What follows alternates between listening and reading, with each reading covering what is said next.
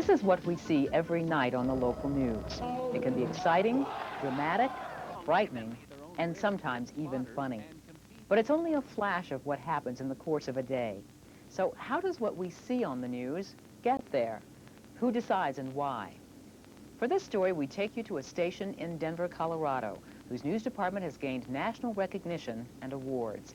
KCNC-TV is considered one of the best local stations in the country. And by the way, this is where I work. It needs a graphic, which has not been made yet. Oh, really? That needs The morning begins as it does at most stations with a meeting. Here the news producers, assignment editors, and sometimes the news director meet to discuss the day's events. They choose stories, make assignments, and lay out in broad strokes the plan for the day. But as you will see, one of the characteristics of the news business is that it constantly changes. Paul Day is doing the fuel spill follow. Anna Alejo doing the DPS testing. Special board meeting today. What form will that take at 5? Will that be like a live and a... Probably a live AV or something? Okay. Jeff Roth is the 5 o'clock producer. His job is to decide the layout of the newscast, what goes where, and to make sure the segments in the program end on time. The newsroom computer system tracks each newscast down to the second. In an hour-long broadcast, the producer has less than 20 minutes for news. The newscast that I do is for the most part, the first newscast in the afternoon that kind of focuses in on the hard news of the day that happens locally and across the state. In what is essentially about a 58-minute long newscast, the actual time there is for what would be called hard news is only 18 minutes. When you filter out all the commercial breaks, sports, weather, the open of the show, the anchors taking up time to tell you what's coming up after the next commercial break, there's about 18 minutes for hard news, which is not a lot of time. And that's one of the challenges as a show producer is, you know, especially on a day when there's a lot of stuff, is figuring out how am I going to fit all this news in. Timing is critical in television news. So is the ability to know what makes a good news story. I think a great story has great human emotion, affects people. You know, a person can sit back and watch that news and watch that story and say, what a great story. You know, that really touched me. You know, I had a tear in my eye, or, you know, I want to do something about that. The assignment manager also decides which reporter and photographer will cover a story. When I look at the list in the morning, I basically know who's going to do what. You know, you're thinking in your mind how you want the story to end up once the story's done, what elements you want in that story. What focus you want this reporter to come back with when they walk back in the building. Hopefully it's the same idea when they left at 8 o'clock in the morning, when they came back at 4 o'clock, and when it went on the air at 5 o'clock. But there's more to the newscast than just the individual stories. Producers also look at the entire show in terms of interest, layout, and balance. There's kind of a checklist. Is it something out of the ordinary? Is it something that's going to affect a lot of people's lives? I mean, these are not mutually exclusive things. These are different criteria. I think you try to find something that's well-rounded that can fit each newscast.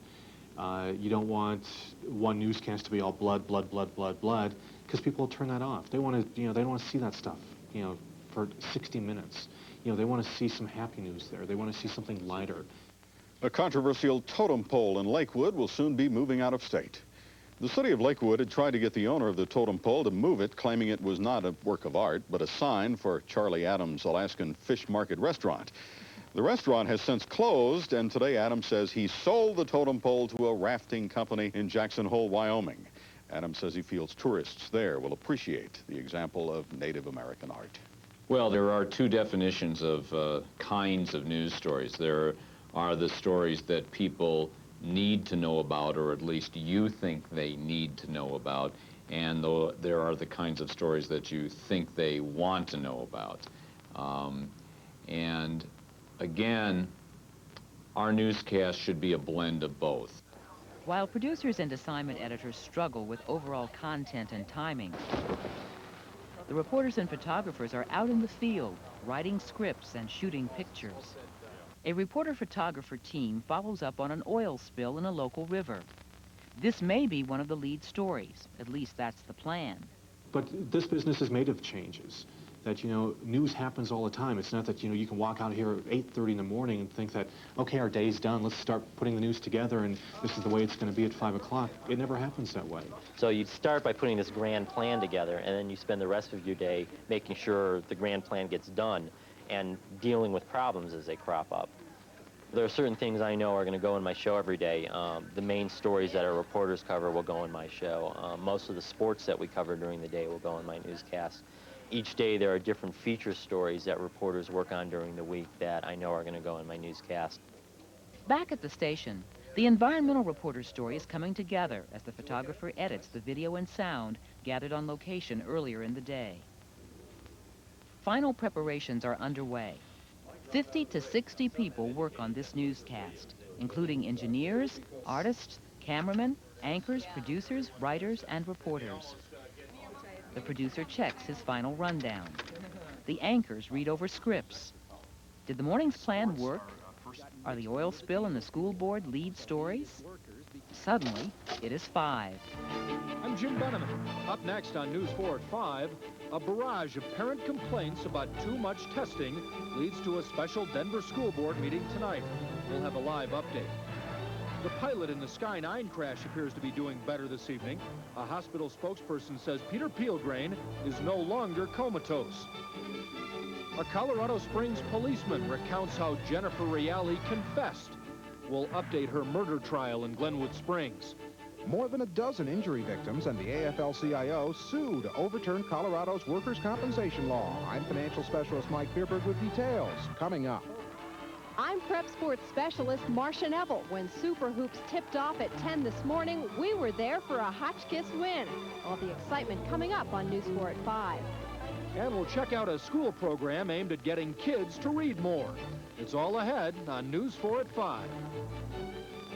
The follow-up on the oil spill didn't make the lead after all. In fact, it was bumped to the second half hour. But the school board story ran live as originally planned. The reason? Logistics. The reason we covered it live was, frankly, a timing matter, a logistics matter. The meeting didn't start till 3:30. The newscast starts at 5. The reporter gets there at 3:30 and just begins to find out what's going on. Doesn't have time to do a lot of interviews and gather a lot of other tape and rush back here and put together, a pre-packaged story like most of the stories in our show are. So we had her go live from the school board meeting and, tell us immediately what was going on. Stand by. The school board is holding a special meeting right now. News 4's Anna Alejo joins us live with the latest. Anna? Bill, parents and teachers have won a big victory tonight. This is the first big win since Denver began what's called collaborative decision-making. The school board has agreed to grant testing waivers to 5 Denver elementary schools. The school board story didn't make the first segment on either of the other main Denver stations. In fact, each of the stations led with a different story. We took a look at the lead segments on all 3 of the network affiliates, and what do you suppose we found? In the first segment of the news, the stations carried a total of 14 different stories. Half of them were reported on 2 stations. Only one, a highly publicized local murder trial, showed up on all 3. So while there's a pattern and structure to a newscast, no 2 at the same time on the same day will be the same. Roll 7, take sound. News judgment varies, no matter which medium, television, newspapers, magazines, and each person will place a different emphasis on a point, a story, a newscast. The same questions and issues are raised in newsrooms worldwide, but every answer and every decision is different. The hardest decision can be what to leave out, says News Director Marv Rockford. The amount of information that we can present in any newscast is very, very limited. And it's not just the short amount of time that limits what you see in a newscast. News is a business, and money is an issue. In years past, it was no problem. Let's fly here, let's fly there. Go get on a plane, let's go. And I think, even today, you second guess yourself thinking, well, is that story really necessary? Do we really have to fly, to a location to get it? Is it that big of a story? Money is tight. TV is not what it was, 10 years ago where, money was not an issue. You would spend money like it was coming left and right, but, not anymore. You're really watching what you're spending. Studies show that many Americans get their news only from television. But for a deeper understanding of current events, people in the business say you still need to read. If you want a little bit broader perspective, you want a little bit more in-depth information, read a daily newspaper. Go out and find a weekly or a monthly news magazine or a magazine that deals in public affairs and news and information. Do you want even more perspective? Go out and buy a book and read a book. The only way that you're really going to be informed is if you take advantage of that whole array of information that's available to you. Take advantage of all of those information systems. Television news is a people-intensive business. It's fast-paced, always changing, and requires quick and immediate decisions. Tonight, when you watch the news, contrast what you see with what you now know happens behind the scenes.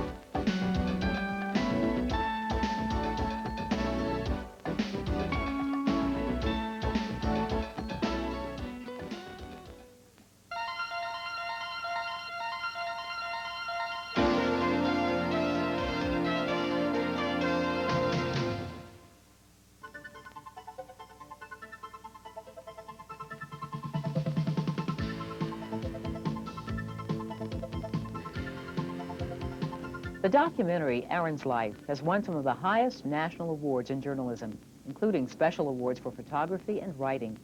Let's take a look at this powerful and moving show. See what the writer did to tell the story so vividly. See how the photographer used not only his camera, but the power of editing to bring the story to life. Before Aaron's Life became an hour-long documentary, it began as a news series airing nightly on a local station. This is how television news usually reports on terrible accidents. The crash scene, an empty vehicle, debris, a traffic jam. But what about the people whose lives are changed forever after a day like this? We wanted to go past the moment of crisis to the days and weeks that followed.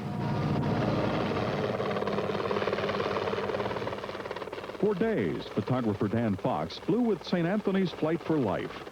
On Saturday, April 28th, he landed at the scene of a three-car crash. Aaron Peterson was in extremely critical condition. With the cooperation of St. Anthony Hospital Central, we were able to follow Aaron and live with her family through every frightening hour, every long day after her accident. For the hospital, this project is breaking new ground. Normally my role is for patient rights and to keep the media away from the family, so this was a whole complete role reversal for me. It is a life story, and hopefully we can illustrate that. You've been giving her lots of good care, and Mom really appreciates that. So. But without the courage of Aaron's family and friends, we could never really tell the story of Aaron's life. Within minutes after they arrived at the hospital, Aaron's family agreed to let us document their experience with trauma, the ripple effect of Aaron's injuries on everyone who knows and loves her. If by sharing our experiences with other people, it can help them through a time that is, just terrible, I will feel that something good has come out of Aaron's accident. What happened in the first hours after the accident was lightning fast response from many, many people to her situation.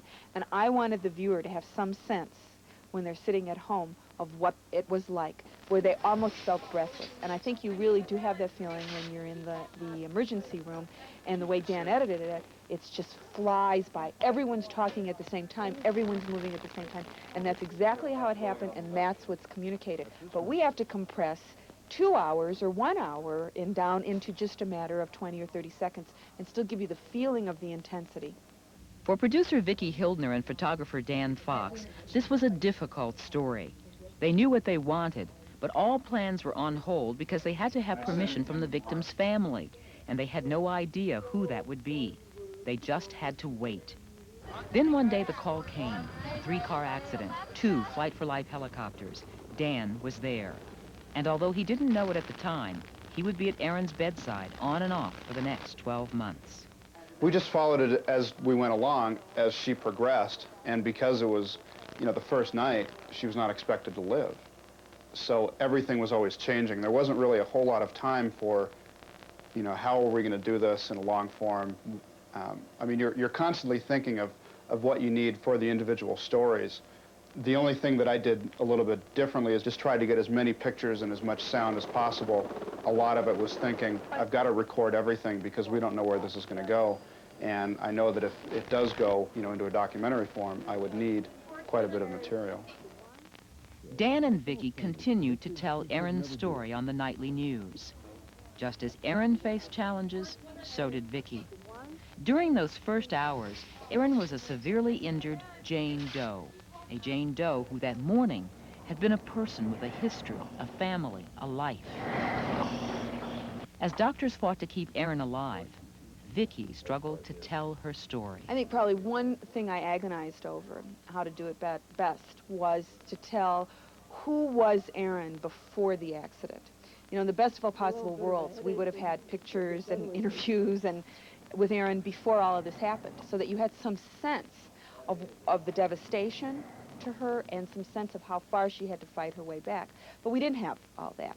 So I really agonized. At what point is it most effective to show your viewer who Erin was before the accident? Should I show them that first? Should I have started the whole thing with still pictures of Erin Peterson as a little girl, as a baby, people talking about what she was like, that kind of thing? Or should I have included it earlier in the beginning of the show? Or should I include it exactly where I included it, which is when her family goes to say goodnight to her? You want to come up around the beam? But this is not the Erin they know, not the Erin they remember. Well in the house of the Lord.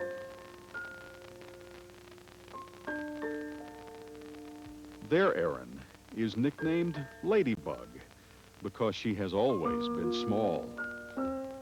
I really agonized over that. I tried to start the whole thing with pictures of Erin Peterson, and I just felt as though it violated the #1 rule of production, which was the beginning is absolutely essential. If you don't get them in the first minute and a half, you're not going to get them. Lives to ride, to compete, to win. Like her Arabian stallion Stormy, their Erin is full of life.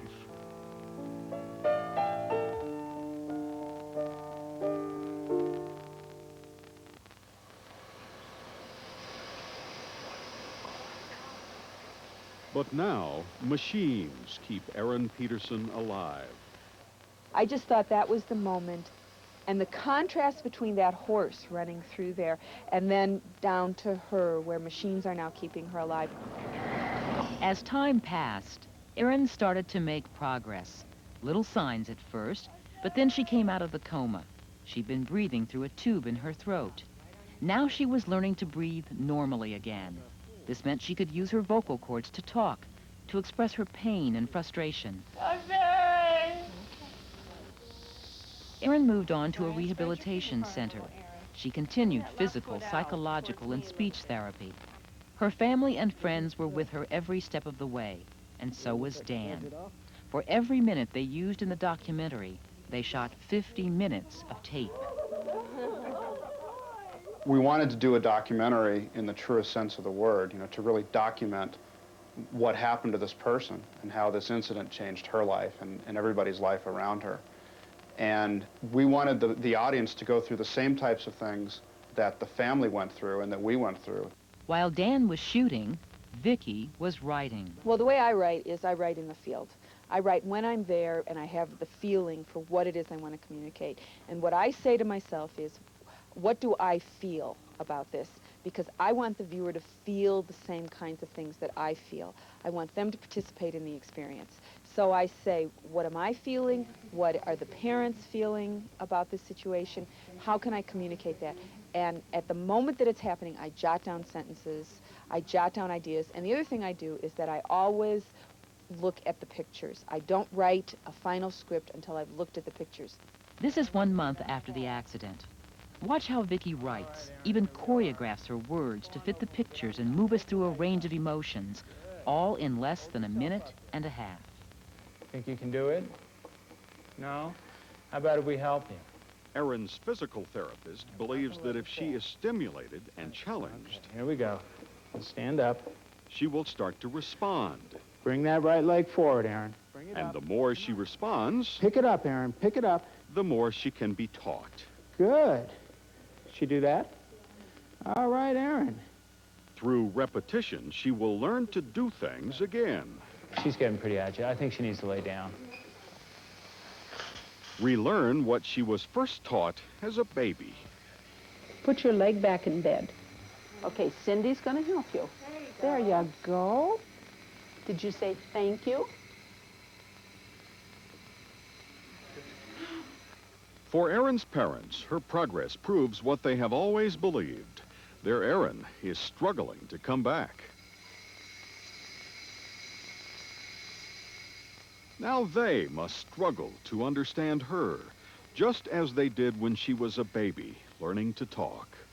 Stormy is fine. Stormy's okay. Tonight, they use a picture of Erin on her horse, Stormy, to help return her to reality. Who is that? Stormy. Right. That's right. Who's on Stormy? I am, says Erin. It's just absolutely instinctive with me. I just write what my instincts tell me are the right things to write in the order that my instincts tell me are the right order. Now, where do you get your instincts? I think a little bit you're born with it. A little bit comes from reading. You know, reading novels and plays and nonfiction, so that you learn really, you know, how those authors are moving you.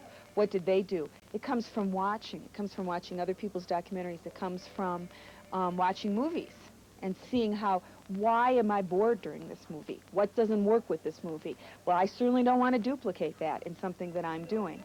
But then, after you've done all that instinctive stuff, you sit back with this critic's eye and you say, okay, does this work? You ask a question about every sentence, about every word. Is this the best word? Is this the right word? Is this the right place to put it? And 9 times out of 10, I say to myself, your instincts were right. But it's that 10th time that you have to be willing to catch yourself when you've made a mistake, when it wasn't right. You have to be willing to say, God, I thought this was the greatest idea I ever had, and it's not. It's just wrong. So you have to be willing to be a critic of your own work. You have to believe in yourself entirely. At the same time, you have to doubt yourself entirely. And I'm Erin Peterson, and my accident was in April of this past year.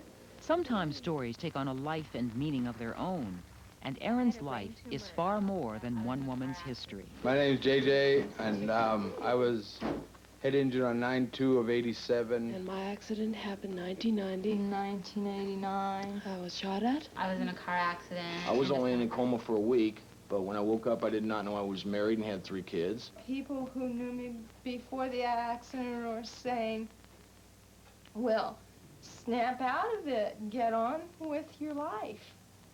You bet. You don't get up. That's a good point. And you don't just get on with your life. That's a good point. Things change drastically, and they change like that.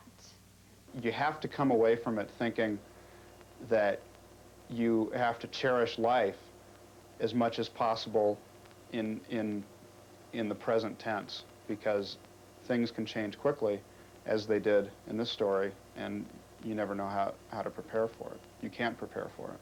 Everyone is going to take their own message away from Erin's life. You know, someone asked me recently why I do what I do. And I said, you know, I really do it because I want people to stay in touch with their souls.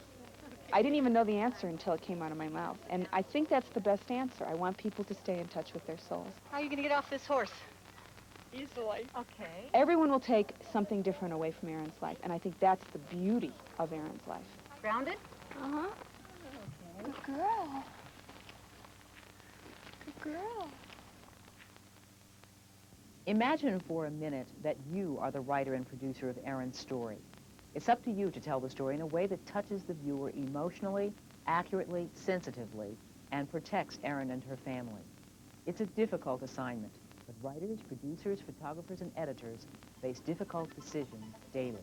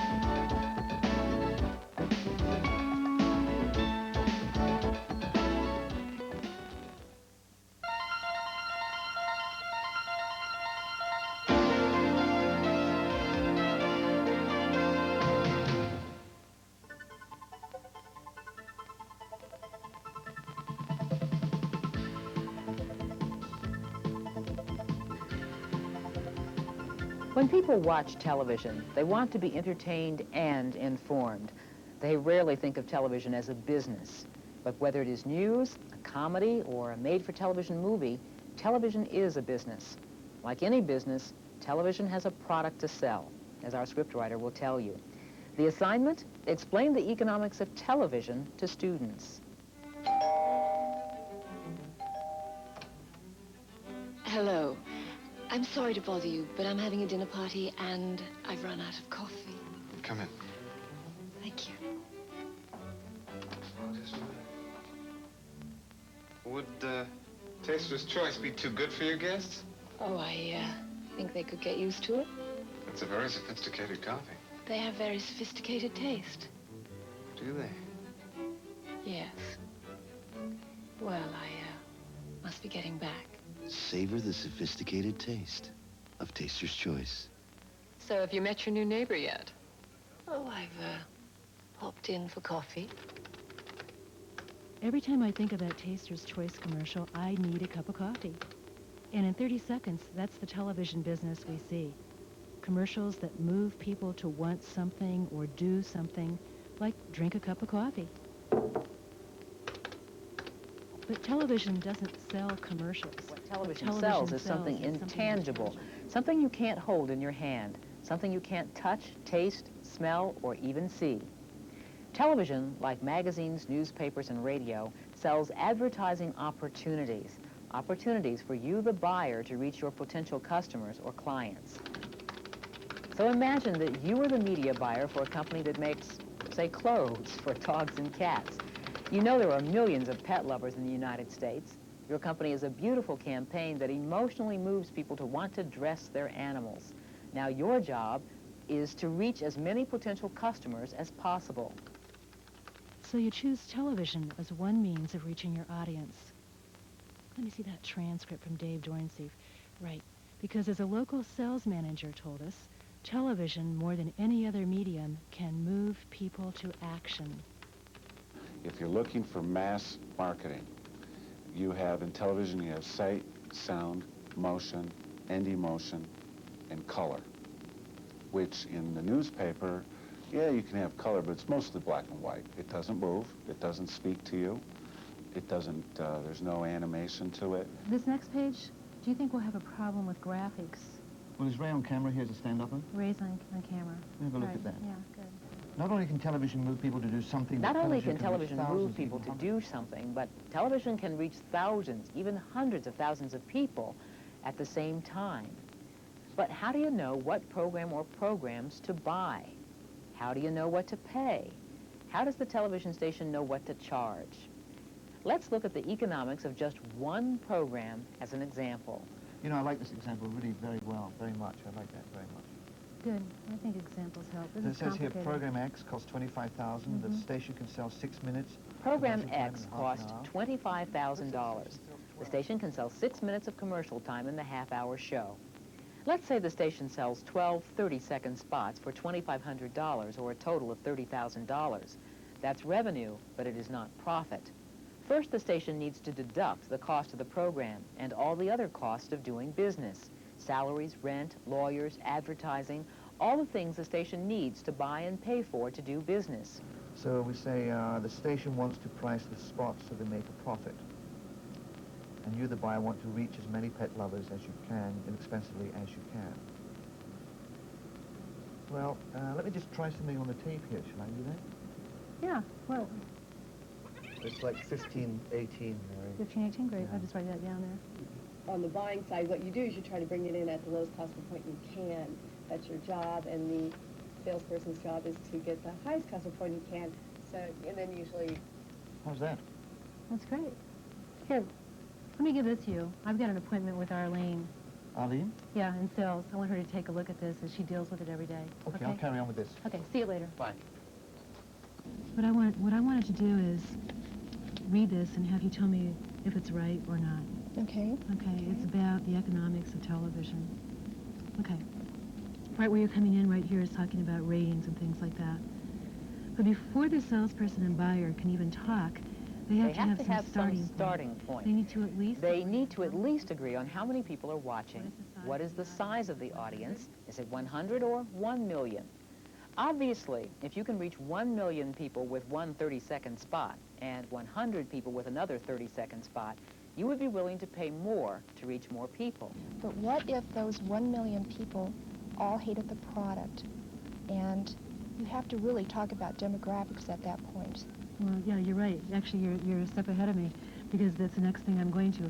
I was going to use an example like you wouldn't want to try to sell Barbie dolls in the middle of the World Series. Right. Okay. Right. The next step is finding out who is watching, what are the demographics of the show, talking about the fact that the industry breaks down the audience into both age and sex groups, like adults 18 to 54, teens 12 through 17, and the sales manager breaks it down some more in his next soundbite. And then it can be broken down into women 18 to 34, women 18 to 49, women 25 to 54, and the same with men. Some advertisers buy adults, some advertisers buy women, some advertisers buy men.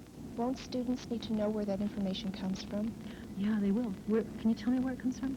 Sure. There are two research companies called Nielsen and Arbitron that do ratings of programs, and they can't interview everybody. So what they do is take a statistics sampling that can range anywhere from the Americans, urban, rural, minority groups, male, female, and based on that sampling, they will extrapolate certain numbers to give you the number of people who are watching a specific program. Nielsen electronically surveys 4,000 households out of a possible 93 million households nationwide. Some broadcasters complain that the sample is too small, and others say that although it is an imperfect system, it is a good compromise between accuracy and cost. When Ray finishes, then we explain the two most important measurements, ratings and shares. Ratings are a percentage of the total households with television sets, whether the televisions are turned on or off. So if there are 100,000 homes with televisions and 10% of those households are watching your station, you would have a rating of 10. Your audience is 10,000. A share is essentially a percentage of only the sets that are turned on. A share is a station's piece of the viewing pie. The buying decisions are based on demographics and ratings. And then on tape, our media director says, the ratings are probably here forever. Some people would like them to go away. And then a media buyer from an agency says the numbers themselves can be just overwhelming. You try to look beyond them, but they're really the only measurement that you have of the performance of the programs. A lot of media buyers get really kind of overwhelmed with them, and that's all they consider, and that's incorrect.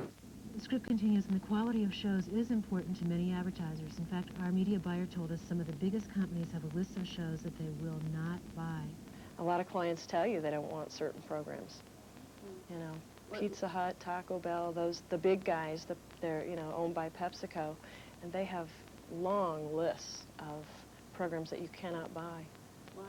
They view them, and they think they're racy programs, or, you know, they think they're not appropriate for their product. Let's get back to the ratings here. How do you think Nielsen and Arbitron get their information? I was really hoping you were going to tell me that, because it seems pretty complex to me. In very simple terms, both Arbitron and Nielsen have meters that are electronically devised so that they can retrieve the number of households that are watching a specific program on a daily basis. And we get these overnights, which is done every night. The next morning, it tells us exactly what the ratings are for a particular program. In big markets, data is collected on a daily basis. In smaller markets, data is collected 4 times a year. The television stations and the buyers have agreed that the ratings are as accurate a system as they have for tracking audiences, and the ratings serve as a basis for negotiating price. The ratings can help determine what an advertiser is willing to pay for that program, cost per rating point, and each market has certain cost per points for each demographic. And it's pretty much kind of supply and demand in respect that the advertiser is willing to pay X amount of dollars for a rating point in each demo for a program. These numbers, ratings and demographics, provide the basics for a multi-billion-dollar industry. Just for the Super Bowl, the networks can charge well over $1 million for one 60-second spot, and that is based on ratings. In local markets, an increase in just one rating point can result in a substantial increase in revenue. So now you understand that a station wants to raise the ratings so they can sell time at a higher rate. Back to buying time for animal clothes. You now know the number of people watching, and you know the audience of a program by age and sex. Let's say you are buying Star Trek. Can you just grab that green book right there, yeah? When you get the rating book, for example, I've been using 10 o'clock on Star Trek. Okay, so Star Trek right here, they have it broken out. As you can see here, I mean, it's broken out for you. It's a 4 rating, household rating, TV household rating, which is a 10 share. So 10% of all the television sets that are on are watching Channel 2, Star Trek.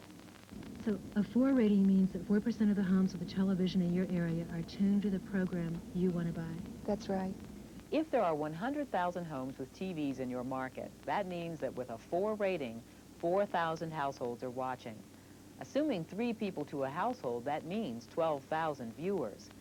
But there's more than one station in your market. In order to spend your money wisely, you need to compare the audience of Star Trek with the competition. We live by a motto pretty much, nothing's any good except by comparison. So we do a lot of comparing what our programs deliver versus our competitors' programs. If our show, if Star Trek is delivering a 4 and Arsenio Hall's delivering a 2, our 4 in Star Trek is a more valuable show because it has twice the audience. As an advertiser, you look at the rating. The higher it is, the more you are willing to pay. But remember, you are selling cat and dog clothes. You still have to decide, does Star Trek appeal to the kind of people that will buy animal clothes? Hey. So where does this end? Where are we going? Well, hopefully our media buy is going to be a big success, and you and I are going to invest in the business. Make some more money? Make some more money. We'll create designer clothes for dogs and cats. We'll be filthy rich. I look forward to that. Of course, there's more to it than just buying one program. But now the viewers know that the television industry is based upon selling time. They know it's a billion-dollar industry. They know a few keywords like ratings and shares and demographics. They know that in a local market, one rating point can mean hundreds of thousands of dollars, and they understand that's why ratings are important. They understand that television sells time. It doesn't sell commercials, it sells time. And like the salespeople like to say, television delivers an audience. Sold. People in the television industry like to say that commercial television is free, and of course, in a sense, it's true. You can watch television channels all night or all week and never pay a dime unless you buy cable. But free has a price, and that price is commercials. Tonight, as you watch television, see if you can determine who the sponsor is trying to reach. Do the demographics of the show match the product? Would you place the commercial in a different show? Have fun watching.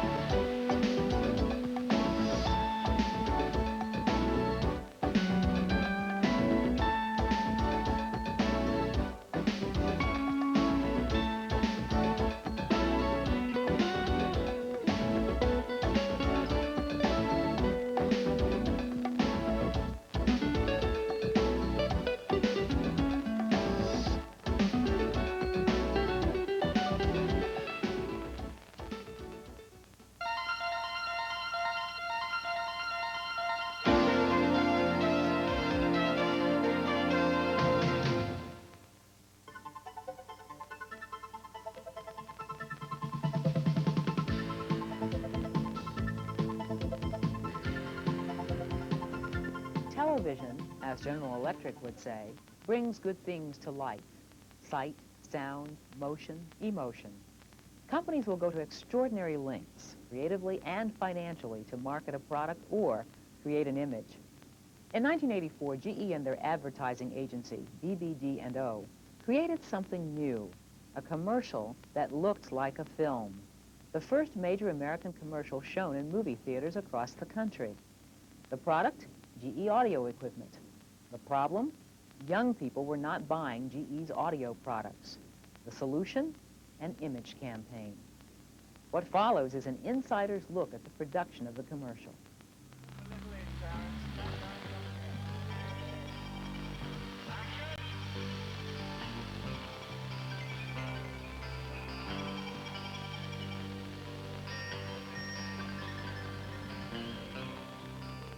The objective that we're trying to achieve is to change the company's image.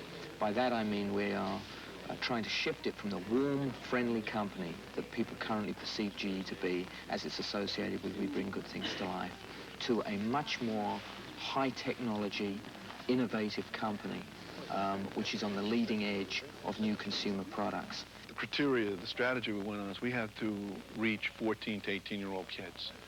We have to reach them on their stage, their level. We have to talk to them eye to eye.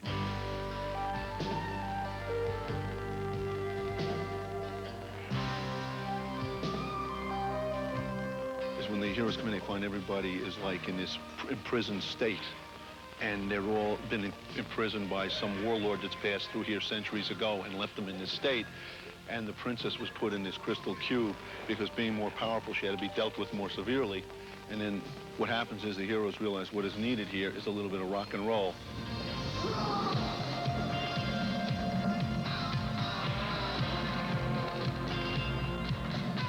In our commercial shoots, we use people who have shot movies. Some of the better-known directors in movies, in fact, started making commercials, and in fact, a lot of them today are going back to doing it. one take along here. There's halfway between here and there. How many have you got? We're determined to win in the consumer electronics business, and we see this as an integral part. We've got to capture those young kids, because they may be buying just boom boxes today, but they're going to be tomorrow's television buyers and VCR buyers. What we've got to do is make them consider GE. And we believe very much, or we wouldn't be here, that all this and all of that will make them consider General Electric. Thin everybody out a bit. They're all bunched up. Action! Action! Good. Go for a wheel. Go for a wheel. Go for a wheel. Go down. Marvelous! Go back to the left. What? Go up to the left. Go on, go on, go on, go on. Cut, pitch at the gate. Look. Thank you very much. NLRTV.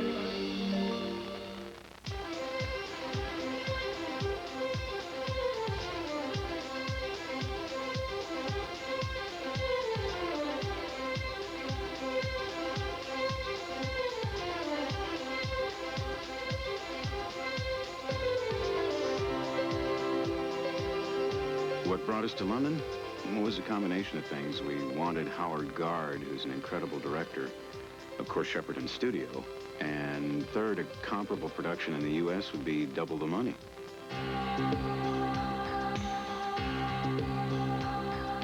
Director Howard Gard began pre-production work for The Power of Music immediately upon approval of the bid in June. The sets were designed and building began. The lighting system was implemented. Props were located or built. Costumes and materials gathered. Preliminary casting was completed. By the time the agency team arrived in early September, only finalized casting and last-minute touches to the sets still needed to be done. That's slightly sharp. Just take it through there. Shepperton Studio is a massive complex just outside the city of London. Some of its sound stages could host a football game complete with spectators. Like a small city, Shepperton has its own electrical power plant, shops, prop warehouse, makeup, and costuming departments. You can find or build just about anything you want. While carpenters and electricians worked frantically to complete the sets, the principal cast members and extras were getting fitted for costumes and makeup. Makeup for film is not like everyday makeup. The huge lights would pick up and emphasize flaws, and an improperly made-up actor would appear distorted by shadows or washed out. Body makeup had to be applied to all areas exposed to the camera. For The Power of Music, no two costumes were alike, nor could any of them be pre-made. Long lengths of cloth had to be wrapped and ripped to create the third millennium look demanded by the story. Odd materials like saran wrap and tinfoil were used to help project a futuristic appearance. Each of the helmets was formed from styrofoam and rubber, then painted and stenciled, and finally fitted onto each of the extras. Once the costuming and makeup process was completed, the cast moved out to the set. The easy part was over. 5 strong fellas. He looks like a strong fella. 1, 2, 3. You'll have assistants with you, I can promise you. 4 adventurers approach and enter the city. While the scene in the finished commercial looks to be relatively simple, it was not. The budget to build a life-size city did not exist. Miniatures had to be created, and the actors had to be included in the shot later. The miniatures were set up very close to the camera, with a painted landscape placed directly behind. 100 feet away, the actors were positioned. Surrounding them was smoke and mist to give a sense of mystery and atmosphere. Ready, let's go.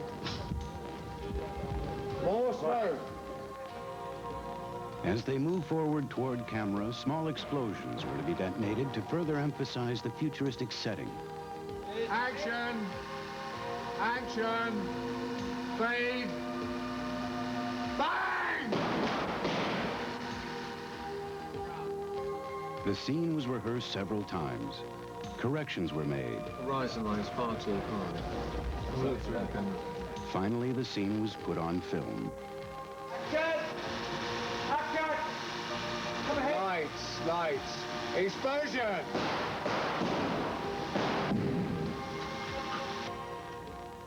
Another scene in The Power of Music shows the appearance of the princess once the adventurers are inside the city.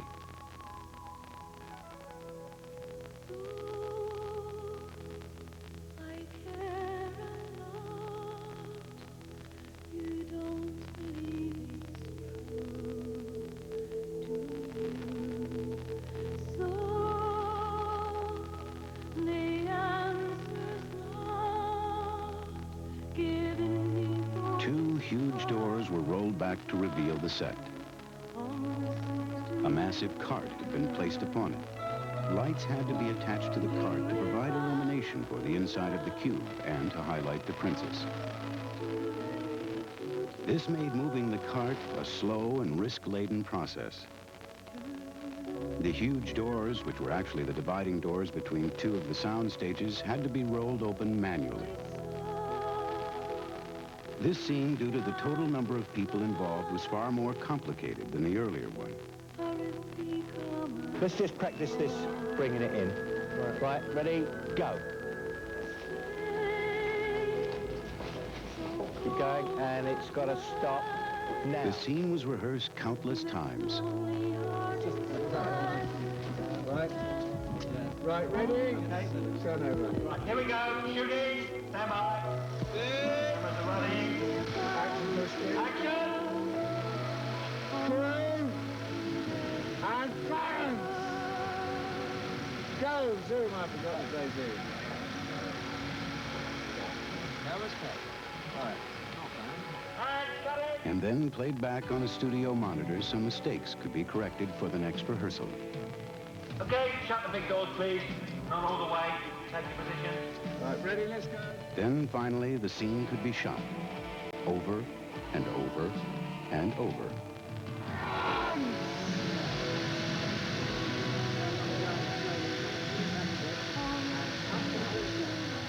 From the initial concept of a commercial to the final film edit and soundtrack, hundreds of people become involved, and the illusion of a different time in a distant place could not happen without them.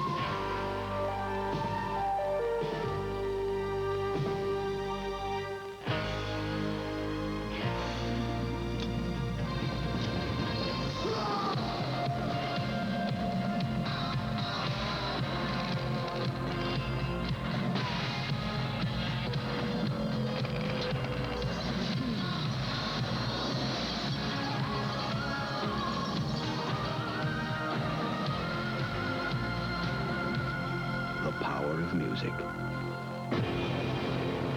No one lets you experience it like General Electric. So was the campaign a success? Well, unfortunately, we'll never know. GE sold their consumer electronics business soon after they'd finished The Power of Music. So the question remains, would the commercial have changed the company's image? What do you think?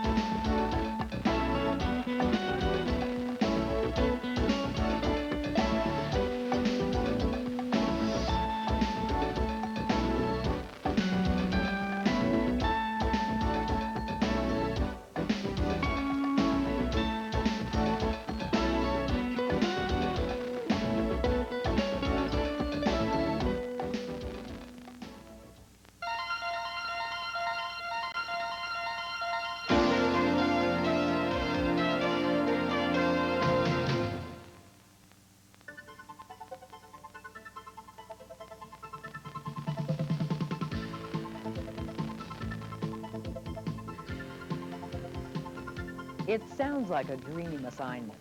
Imagine being taken to a state-of-the-art television station, given breakfast and lunch, and then watching television for 3 hours. Well, that's what we asked 12 students to do one Saturday morning in March. We asked them to watch the top 5 nationally rated shows for young people, and then answer a few questions about stereotypes on television. The top 5 shows that week were Fresh Prince, Beverly Hills 90210, Roseanne, Blossom, and Home Improvement. Well, after 3 hours of watching dramas and sitcoms, they had a lot to say. So there's a lot to talk about with stereotypes, and really our objective today is talk about how we see them within television, okay? Do we see them there? Are they good? Are they bad? How do they affect us personally? How do they affect our friends, our family? So let's start off with a definition. Can anyone give me a definition of what a stereotype is? You have a bunch of preconceived judgments about them before you actually know what they're like. Race is usually one of the most common ones. Race? And especially in the shows, in the first 2, especially in Fresh Prince and in Beverly Hills 90210. There were a lot of... Tell me more about that stereotype. Well, in Beverly Hills 90210, I only caught it because I was thinking about stereotypes. But they said gracias to the janitor, and so I think there was kind of a stereotype about immigrants or about him being Hispanic. And then I think... And being a janitor. Yeah, and being the janitor. And then putting him in the janitor. Yeah. I don't like to, kind of label stereotypes as good or bad because they're a reality, whether they're good or bad, so there's lots of good ones and there's lots of bad ones, but they're definitely a reality. They're not like going to go away or anything. So I think TV contributes to a lot of stereotypes in real life. Where else do we get our stereotypes other than television? At home. At school. School? Home and school. School Home. Life. By the way other people act. By the way people act. How they dress. Who they hang out with.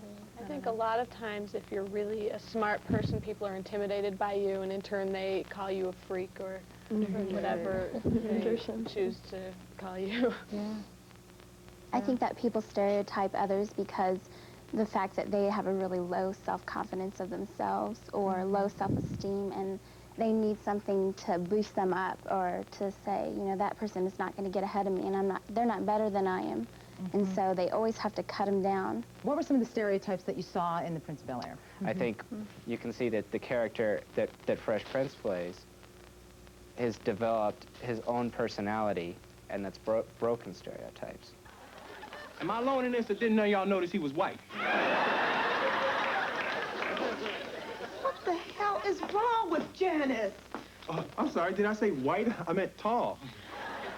I think that probably 8 years ago, they would have shown a white family saying, no, we will not include a black man in our family, instead of having a black family saying, no, we will not accept a white man in our family. I think that, it changes over time, for sure. I think that society is more open-minded now because, back then it's like June Cleaver and like you have Roseanne Barr now. I mean, they would have never showed that, Also, I think that TV shows keep stereotypes alive that have died in reality, like The Fresh Prince of Bel-Air. I don't think that in these times that they would have reacted to a mixed racial marriage like that. It was automatic. I think that they're keeping things alive like that, like feminism, or like the man, the strong man in the family, thing. I think those things are kind of past and they're kind of dead now, and they kind of keep them going by shows like that. With that situation, that's not necessarily true. What they needed to do with that was show both sides of it. You could see similarities, though, between some of the characters in Fresh Prince and some of the characters in Beverly Hills 90210. Okay, in terms of? In terms of the snobbiness stereotype that they're given, a rich, snobby stereotype that they're given. Like in the scene in Beverly Hills 90210, when they're saying, oh my God, this is a pep assembly, let's go shop. Want to stay? All right, Bonnie. Beverly Center Pavilion. Oh, Melrose. What a concept. Come on, you guys. Where's your school spirit? I lost that in 7th grade. That's not all she lost in 7th grade. Can we please go before I turn into a pom-pom? Fine, let's go. It made me angry in that show when they showed that whole rape situation, and they just showed it like, you know, it was going to be fine, no problems, la-di-da, we dealt with her now to that whole situation. I didn't like that. I mean, it's so much more of a serious issue, and I think that sometimes they turn such serious issues into comedies and really turn how people feel about it around. Oh, are you gonna make us beg for it? Or we're gonna have to get nasty again? Please. Get in the car, Bonnie. No. Then we'll just have to do it standing up. Please. Wait! Now! Back off! And put your hands in the air! As far as Beverly Hills 90210, I think what they were trying to say is that anyone can get raped. Because you're rich, you know, you don't get raped. That's not true. It happens everywhere. How about Blossom struck me as not this incredibly attractive girl, but she was so vivacious and fun and personality and funky and all this stuff, whatever you would call her. Is that stereotypical? Would you see that as stereotypical Well, at all? kind of, because you find people that are like that. If you really get to know them, they're like that because they're trying to make up for that missing beauty that they want. Well, I think it was good in that show because he kind of proved to the audience, and he proved to me that, you know, a lot of times people are so stereotyped even after they've corrected something that's wrong in their life, and I think that in that show he really gave the message that, you know, once somebody's made a change like that in their life, you have to start giving them the benefit of the doubt, and that people can really change for, you know, the good. Or else it's just as bad as them still being that way. Right. Right. It's not mine. I don't believe you. Well, thanks for the vote of confidence. What'd I do to deserve this? Tony, you did combinations chemists in Peru haven't thought of. The question is, have you started doing it again? This sucks. You know, I could be straight for 10 years. You would still point to me first. Well, you have to admit you did earn that suspicion. Hey, look. I've also learned the right not to be suspected. You're right. I'm sorry. I think what it does, what TV does, is it manipulates the existing stereotypes so that it either makes them bigger than what they really are. You know, they take the real thing, they just manipulate it a little bit more. A lot of kids watch TV, and when they watch TV, you know, they kind of try and model their lives after the people on TV. I'd kind of agree more with the TV's manipulated reality. I think reality has caused the problems than TV. What did you think of Home Improvement? I thought from, like, a girl's point of view that they really did stereotype that man to be like how women wouldn't want him to be, kind of. How women would or wouldn't? Would not want him to be because he was real, I don't know, just the things he said in the show were kind of rude against women or whatever. And I think that they did that so that they'd have more women viewers or something. Well, even he was stereotyping his wife. Right, he was. He was stereotyped as like the typical jerk male who, you know, always puts down women, and I think that she was stereotyped as like the totally feminist, you know, like female, whatever. Go get 'em, exactly. Wait a minute. What's this? We're not gonna compete. We're just here for fun. What's this all about? Well, I'm not keeping score here. I'm just writing down that I got a strike. If you like, I can write down that you got a 1. The only reason you got a strike is because we're not competing. Oh, so if we were competing, then you'd be throwing the strikes and I'd be throwing the gutter ball? Yes, because women collapse under pressure. Oh, really? Well, that last ball was a practice ball. This one counts. We're keeping score. I want to talk a bit more about some of the stereotypes that you saw within some of the shows. But how did you feel when you were watching some of those shows? I mean, pick a show and tell me how you felt. These are the top 5 shows among teenagers, and I can kind of see why each one was there for each reason. Home Improvement was because they acted childish. Fresh Prince, it was because most of the jokes were about teenagers and sex, and then Beverly Hills 90210, I think people will look as kind of a Brady Bunch of the 90s because the characters are so silly. I don't know. Roseanne surprises me that it's in the top 5, and Blossom was dealt with teenage problems, so I can see why it's up there. Well, the problem with these shows is that it's only 30 minutes, and so they come up with the conclusion so fast, and we know it doesn't happen that way in real life. And it doesn't, it changes our perception of time, you know, and we know it's not real, you know, in real life. It always seems like the parents are always so much more understanding in the shows. I don't believe this, Jackie. I drive her down here and I make the appointment. Well, Becky's very, very lucky. What are people gonna say, Jackie? Who's gonna know? She's gonna tell all her friends, and then her friends will tell their moms. Mrs. Connor lets Becky have sex. Well,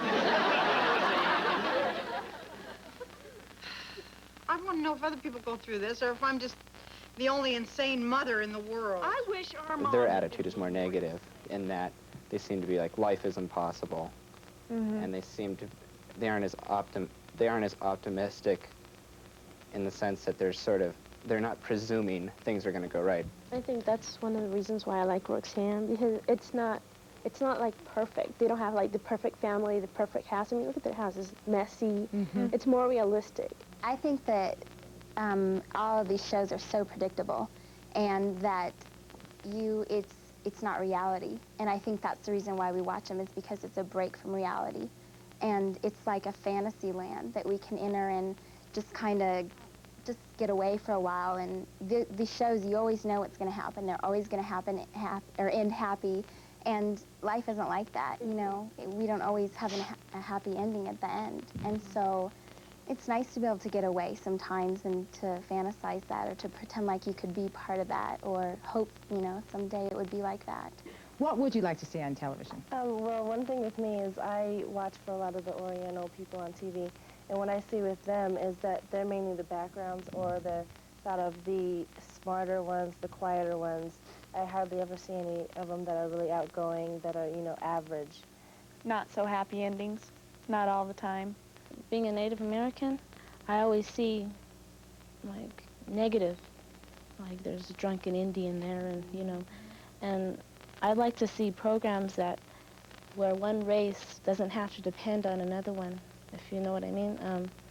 Like he says, like, you know, white and upper class is always on the top. And maybe for a change, a minority family can be up there, and, you know, I just don't see a lot of that on TV. So I would probably want to, you know, see maybe like a Hispanic class that's really high or something. And then, like she said, more realistic. So maybe I can relate to it and, like, maybe find an answer to my own problems just by watching the show or something. I don't watch that much TV, but when I do watch TV, I want to watch something that's, like, far away from reality, because it's usually the days that I have really hard days that I'll sit down and I'll watch a comedy show. I would like to add that, you know, with Jessica and Melanie, you know, they were saying that they would like to see the minorities up in a higher place. But I agree with that. But what they need to show is that they worked for it, because we know we're not all born that way. They worked to get up there without forgetting where they came from. I think it'd be neat to see a show where they could be a sitcom, but have the teenagers write the scripts for it. Have like a basic pilot show where you have people, you have the basic characters, and then from then on, teenagers can write the scripts. Thanks to all of the students and to our discussion leader, Marilyn Decker, for their time and thoughts and her questions. Now I'd like to leave you with 4 questions. What do you think of Brian's idea that teenagers write the scripts for a sitcom? Would it make a difference in how teens are portrayed on TV? Is it possible that stereotypes could be eliminated with good writing? And finally, if teens wrote the top 5 programs for young people, how would those television programs change? Thanks for watching.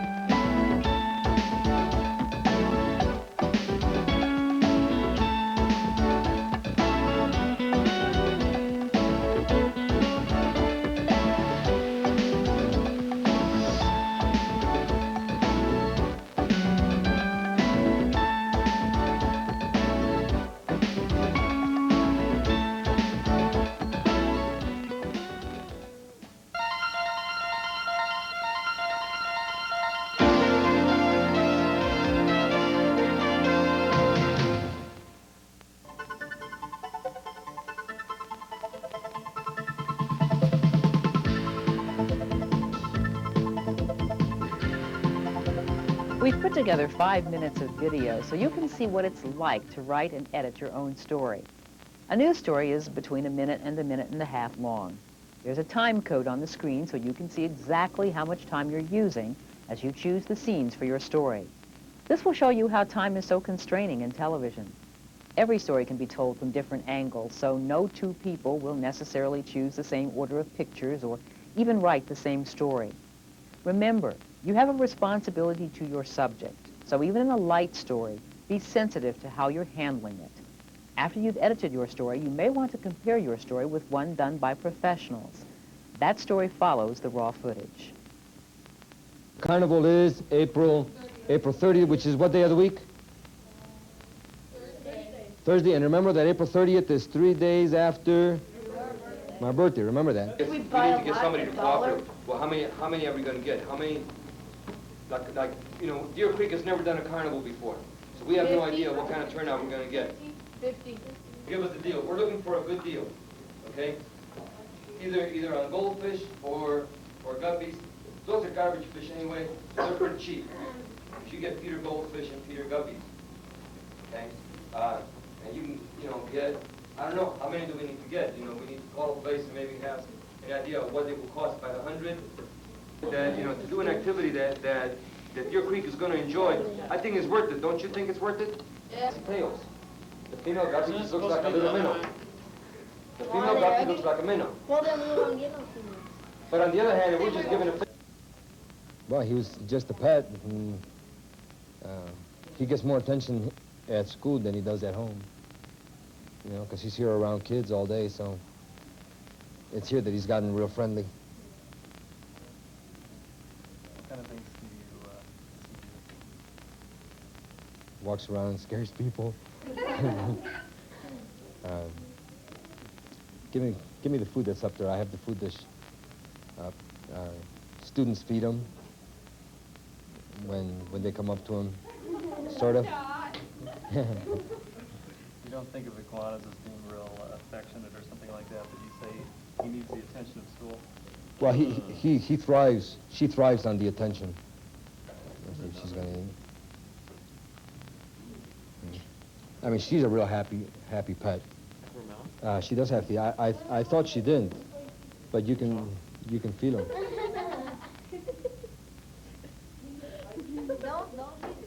Don't give her chalk, David. It's good for her. Gives her protein. She's entertaining.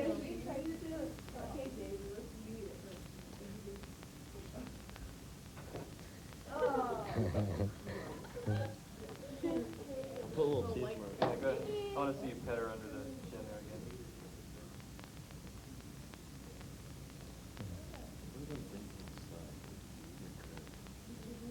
The what? Those ears? Yeah, those are her ears. And big circles. just markings. She puffs this up to look fierce.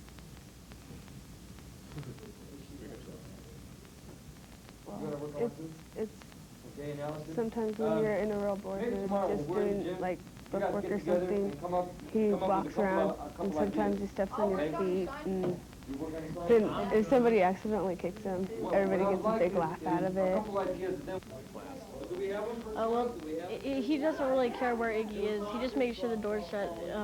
He just lets him roam where he is, and unless, you know, it's time to, after school, he puts him back in the cage, and he feeds him at night so he can, and then... Kids come to school to have fun, you know? And if you don't provide them with opportunity to have fun, then they are not interested in being in school.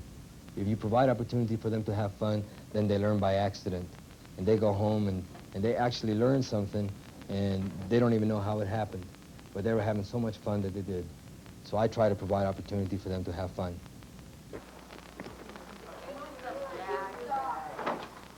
Chris has held her before.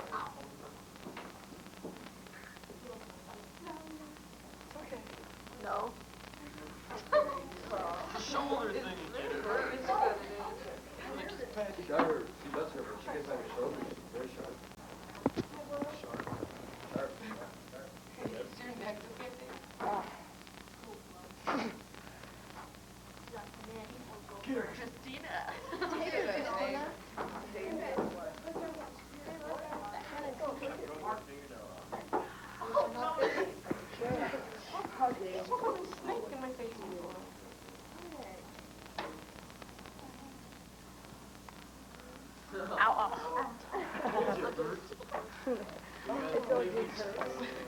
Yeah, feed it. Feed it. I don't think she's hungry. No, she's nervous. Put your finger up there. Not hungry. She's not hungry. Of you? Yeah, she's nervous. She ever put the whip on you? She's tried. I mean, she's raised her tail, but I mean, thank God she hasn't, probably. Why do they do that? I guess because they get scared to defend themselves. So.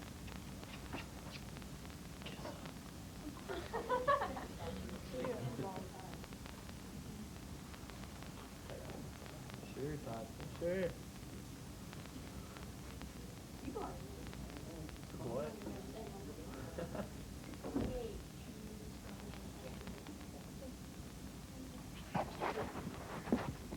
Hi, Courtney.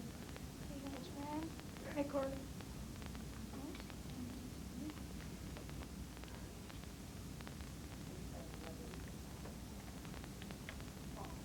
So, what kind of a classroom is this to you? What do you want? What's your point? Fun. I like having her in here. She's a lot of entertainment. She likes to scare people. It's mostly her favorite thing to do.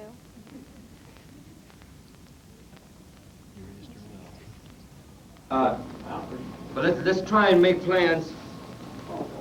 Good work. I'm scared. If we're gonna have 4 shifts, Not stood up.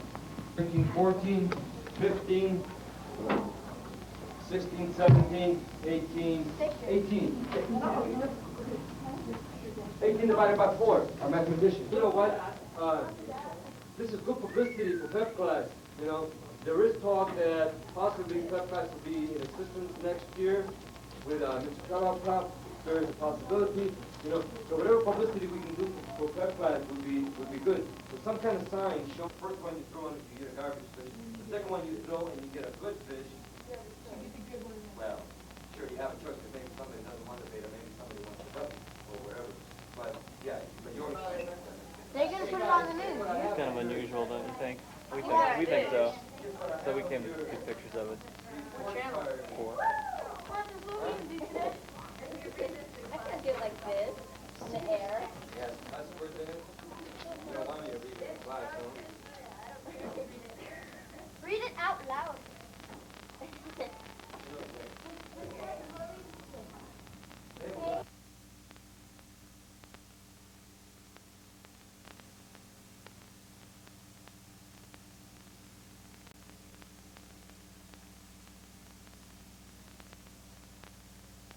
We all know from our A+ for Teacher reports that plenty of teachers work hard to keep students interested in the subject at hand. News 4 photographer Don Stevenson shows us how one teacher tries special things to make school fun. Like you know, Deer Creek has never done a carnival before. But to do an activity that Deer Creek is going to enjoy, I think is worth it.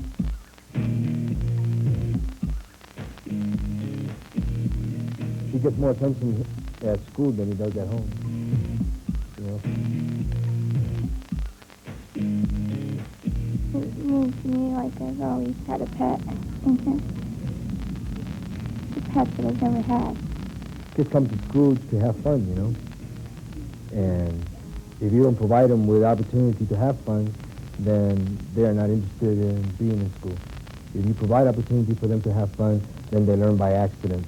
And they go home and they actually learn something, and they don't even know how it happened. If people kick him, he gets all flared up and raises his tail, and everybody starts cracking up. She sneaks up on you sometimes, and when you're doing your work, she'll claw around the room, and you can just watch it when you're bored.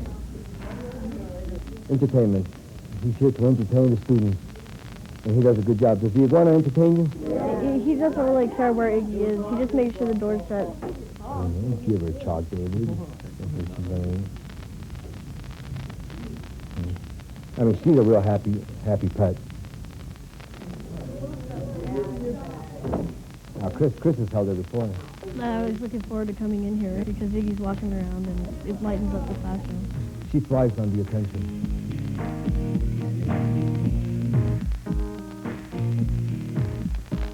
Cuddly little pet. My kids love iguanas. Really? Yeah, I have a pet called Isabel Iguana. They sure do. That's good. I encourage those things.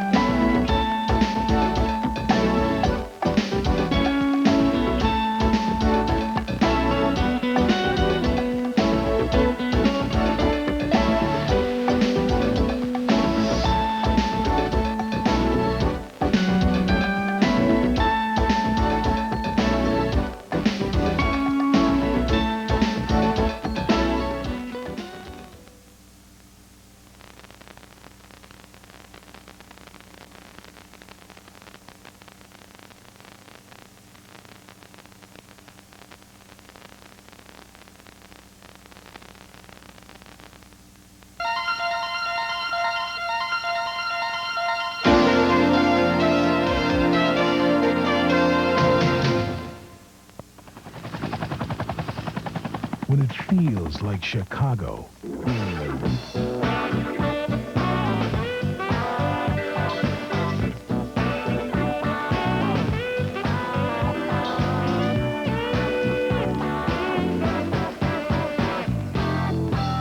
know it's Chicago's very own 9 o'clock news. We know Chicago. At New York's LaGuardia Airport tonight, new revelations about the de-icing of that U.S. air flight that crashed in a snowstorm on Sunday. I anchor the 9 o'clock news at WGN. I'm also responsible for special reports. In addition to that, on a daily basis, I'm responsible for producing and writing our news breaks that air before the 9 o'clock news. And I may be called upon to do some daily reporting if necessary. The work that we do in television news is very important because it affects our community, and we are also role models in our community. So we should reflect the concerns of the people that we serve. That's one of the things we should try to do. Whenever we sit down to read the news, it's not just show business. We're serving the people who watch the news and want to know what's going on in their community and the rest of the world. There are dozens of people who work to put a newscast on every night. And if one person messes up, doesn't live up to his or her responsibility, it can have an effect on what you see at home. So it takes many of us to keep this thing going. If you'd like to get into television news as a reporter or as an anchor, you definitely want to get a college degree, a nice broad liberal arts degree where you get to study a little bit of everything, because reporters really do need to know a little bit about everything. And you also need to be prepared to do a lot of internships at other stations, and you might not get paid for that, but it gives you that on-the-job training that you'll need to learn what's involved with the job. And now I'd like you to meet some of the other people at WGN. What I do at WGN is I'm what's called the assignment manager for news. I run what's called the assignment desk, which is this complex here of phones, mostly phones, news gathering apparatus, the screens that bring in the news from the wire services, the AP, the UPI, the raw data of news. We're in charge on the assignment desk here of running the news gathering operation, which in news in television is the first half of the process. We gather the news, then turn the data that our reporters and camera crews collect over to the producers, who then turn the news into the finished product that you see on television. The biggest capabilities, or the biggest qualifications for a job like mine and the job of everyone here is a firm understanding of logic, of understanding what what language means, what people mean when they say something, when words are being used to obfuscate the truth or the facts of a matter. For this kind of an education, the best kind of an education for this qualification is a liberal education with emphasis on language skills.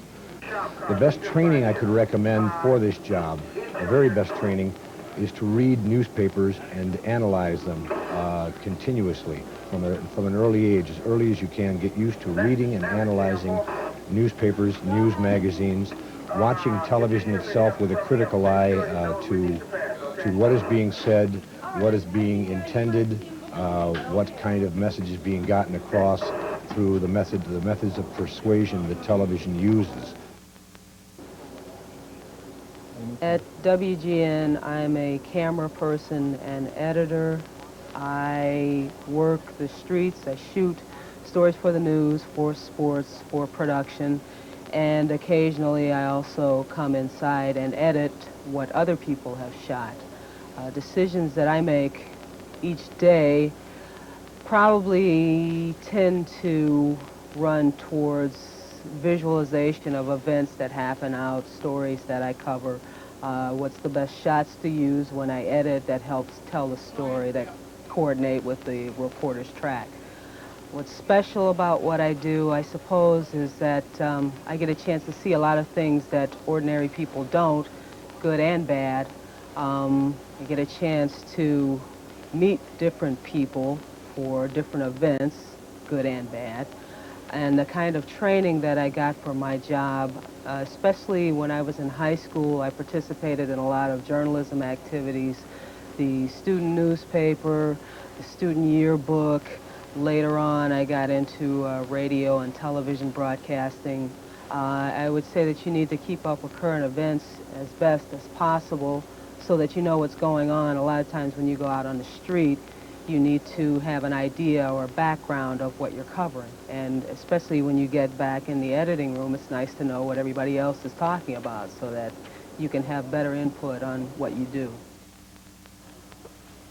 I'm one of the sports producers here at WGN Television.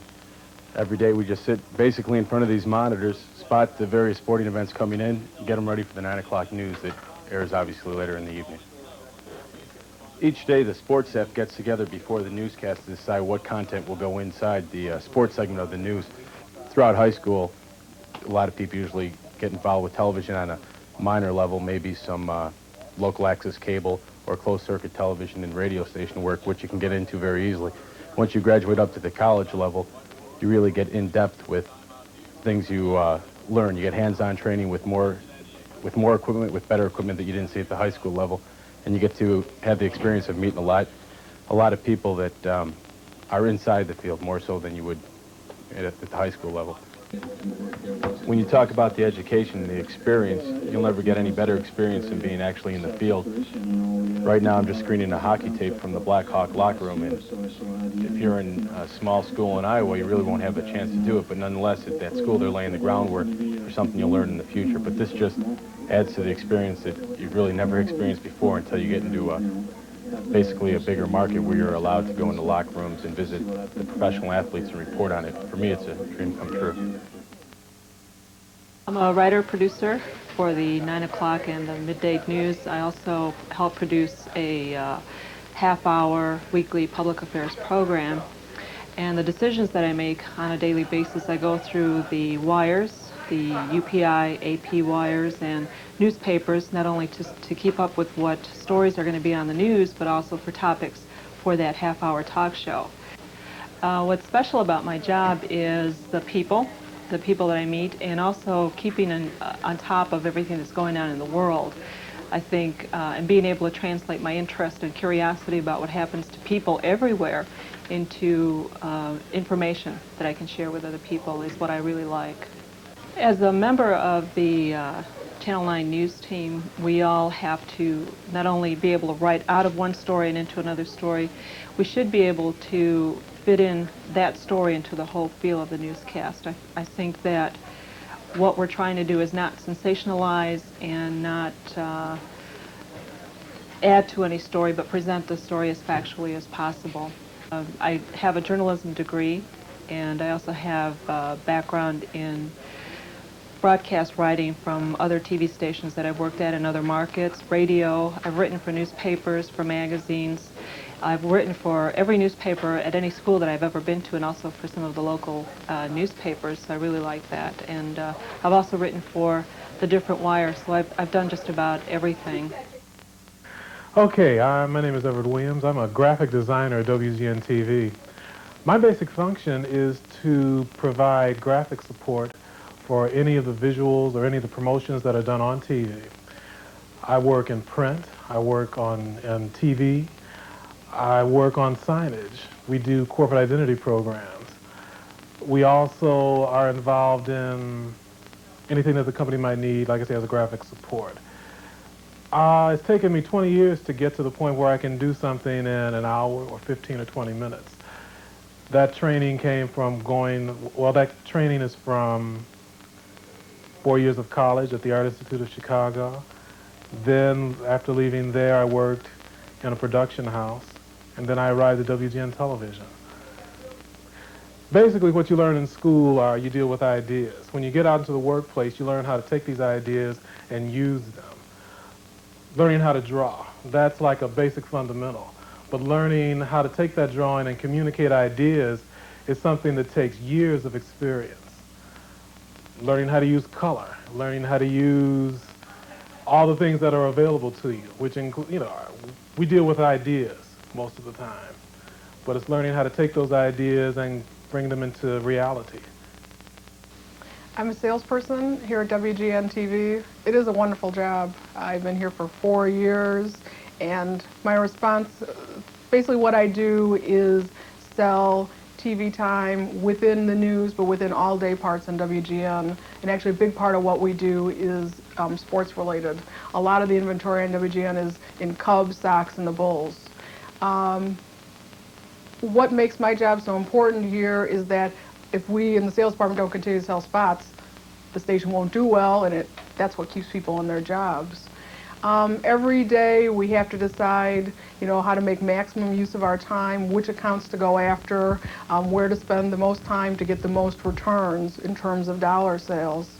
My background's actually different than most people in sales. There's a couple different ways to get into the business. One is to get in sales of any kind and then get into the advertising field. What I did was work in advertising agencies in the media department, and then I actually sold outdoor for a year as an entree and came here to WGN. But either having sales background or a background in some other form of advertising are the best way to get into a TV sales job. We work on commission here, which of course, affects how you do your job, but there are times when what's best for me has to be put aside because we do all work as part of a team. That's very important to think of the good of the station overall. I'm a promo producer at WGN TV, and I produce promos for a variety of programming. Sports that you see behind me here, news, movies, those are sort of our main focus here, but also other shows. And I am responsible for basically bringing the audience to the show. Our goal is to create a 30-second, usually, promo that gives highlights of the show in a tight format, nice music, well edited, well put together, exciting enough to get people to at least sample the beginning of the show. If the show keeps them beyond that, then that's the show's responsibility, but our job is to get them there. And we do that for any program that we're going to be airing here on the station. We put something together like that, and there's several other producers here that do that. I actually went to college and got a sociology degree, and I think one thing that's good about that is sort of a nice broad background is important, because I don't know what promo I'm going to be making day to day, week to week. It has a variety of topics and subjects, and it's important to know a lot about a lot of different things.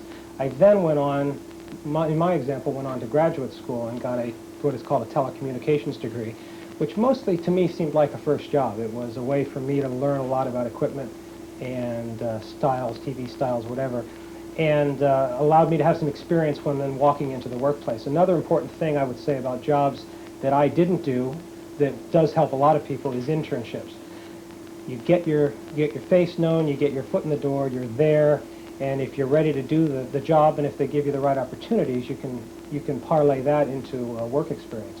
So as much education as you can get. And the other possibility that I did, the thing I did, is I offered to work for free for a while, and I could because I lived at home. And when they wanted to keep me around, they decided to pay me. So that was a good way to go, too. This is an example of a promo piece. This one is for the news, and we put this together using actually 35mm film and edited on tape. And the goal was to connect our news with the city of Chicago, musically and visually.